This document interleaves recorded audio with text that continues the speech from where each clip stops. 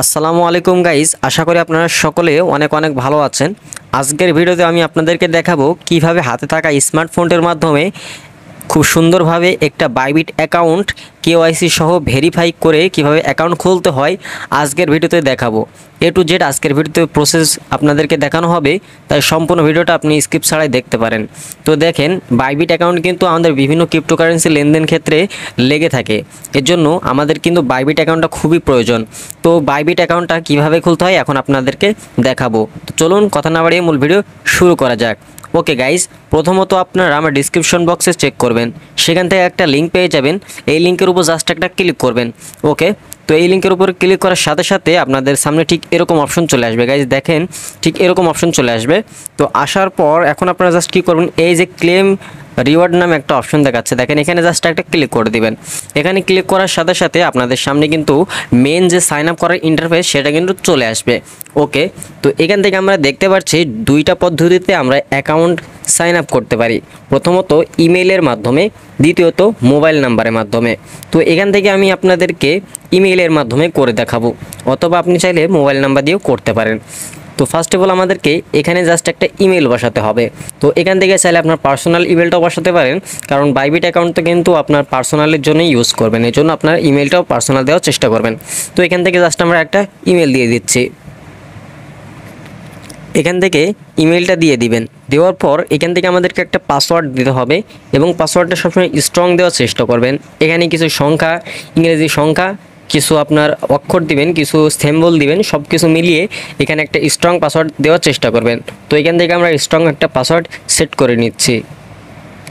Okay guys, দেখেন এখান থেকে আমরা স্ট্রং পাসওয়ার্ড সেট করে নিয়েছি। তারপর এখান থেকে জাস্ট আমরা কি করব দেখেন, এখন আমরা এখান থেকে দেখেন ক্রিয়েট অ্যাকাউন্ট নামে একটা অপশন রয়েছে। এই জাস্ট এই ক্রিয়েট অ্যাকাউন্টের উপর আমরা একটা ক্লিক করে দেব। তো এখান থেকে আমরা ক্রিয়েট অ্যাকাউন্টের উপর একটা ক্লিক করে দিলাম।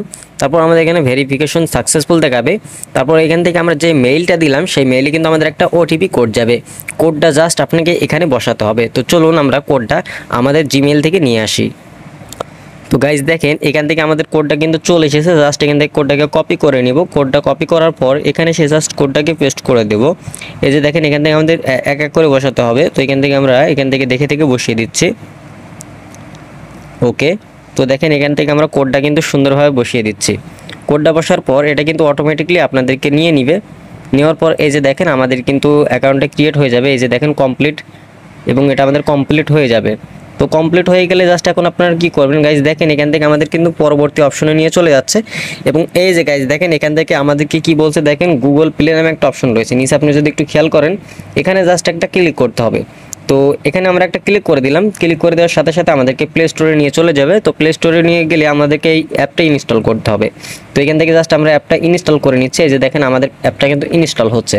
এই যে গাইজ আমাদের অ্যাপটা কিন্তু ইনস্টল হয়ে গিয়েছে। এখন জাস্ট এখান থেকে এই ওপেন বাটনে আমরা একটা ক্লিক করে দেবো। এই যে ওপেন বাটনে একটা ক্লিক করে দিচ্ছি।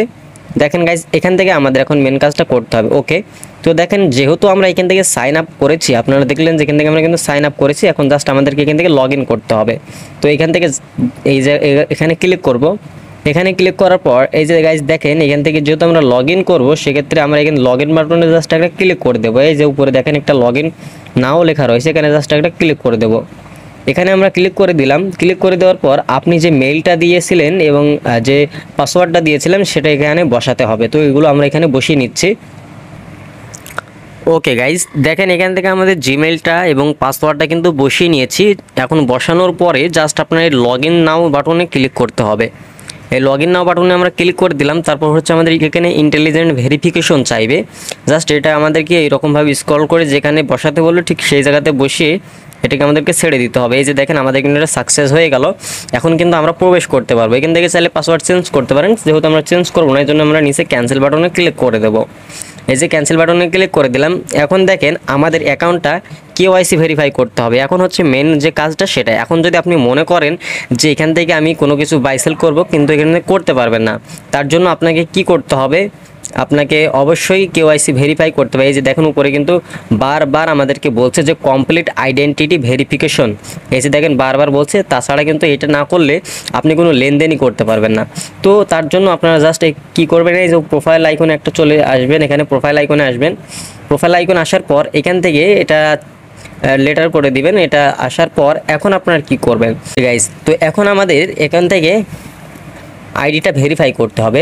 তো ভেরিফাই করার জন্য আমাদেরকে এই সেটিং বাটনে আসতে হবে। এখান থেকে দেখেন সেটিং বাটনে চলে আসবো আমরা সরাসরি। এই সেটিং বাটনে আসার পর এখান থেকে আপনারা কি করবে দেখেন গাইস, এখান থেকে আপনাদের যেহেতু আইডেন্টিটি ভেরিফিকেশন করতে হবে সেই জন্য আমাদেরকে উপর থেকে এই যে দেখেন অ্যাকাউন্ট ইনফো, এখান থেকে আমরা জাস্ট কি করব, এই যে আইডেন্টিটি ভেরিফিকেশন নামে একটা অপশন দেখতে পাচ্ছেন, লেখা দেখতে পাচ্ছেন, এখানে জাস্ট একটা ক্লিক করবেন। এই যে এখানে জাস্ট একটা ক্লিক করবেন, এখানে লেখা রয়েছে আনভেরিফাইড, এটা আমাদেরকে ভেরিফাইড করতে হবে। জাস্ট তার জন্য এখানে আমরা ক্লিক করে দিলাম। ক্লিক করার পর এখান থেকে ভেরিফাই নাও এই নিচে এখানে ক্লিক করতে হবে। দেখেন এখানে লেখা রয়েছে ভেরিফাই নাও, এখানে জাস্ট একটা আমরা ক্লিক করে দেবো। ক্লিক করার পর এখান থেকে আপনাদের লোকেশনটা বাংলাদেশ অটোমেটিকলি সিলেক্ট হয়ে থাকবে। আর আপনি যদি প্রবাস থেকে হয়ে থাকেন সেক্ষেত্রেও আপনি চাইলে আপনার বাংলাদেশটা সিলেক্ট করে নেবেন। ওকে, তো এখান থেকে আমাদের ডকুমেন্টস হিসাবে আইডি কার্ডটা সিলেক্ট রিকমেন্ডেশন হয়ে থাকবে, এটাই করে রাখবেন। আর যাদের পাসপোর্ট আছে পাসপোর্ট দিয়েও করতে পারেন বা ড্রাইভিং লাইসেন্স দিয়েও করতে পারেন। তো আইডি কার্ড এটা দেওয়ার পর নিচে যে কনফার্ম বাটনটা দেখতে পাচ্ছেন, এই কনফার্ম বাটনে জাস্ট একটা ক্লিক করে দিবেন। তো এইখানে জাস্ট আমরা একটা ক্লিক করে দিলাম, তারপরে এখান থেকে আপনার অ্যালাউ করে দিবেন সবগুলো। অ্যালাউ করে দেওয়ার পর এখান থেকে আপনাদের যে আইডি কার্ডটা রয়েছে সেটা হচ্ছে আপনাদের সাবমিট করতে বলবে।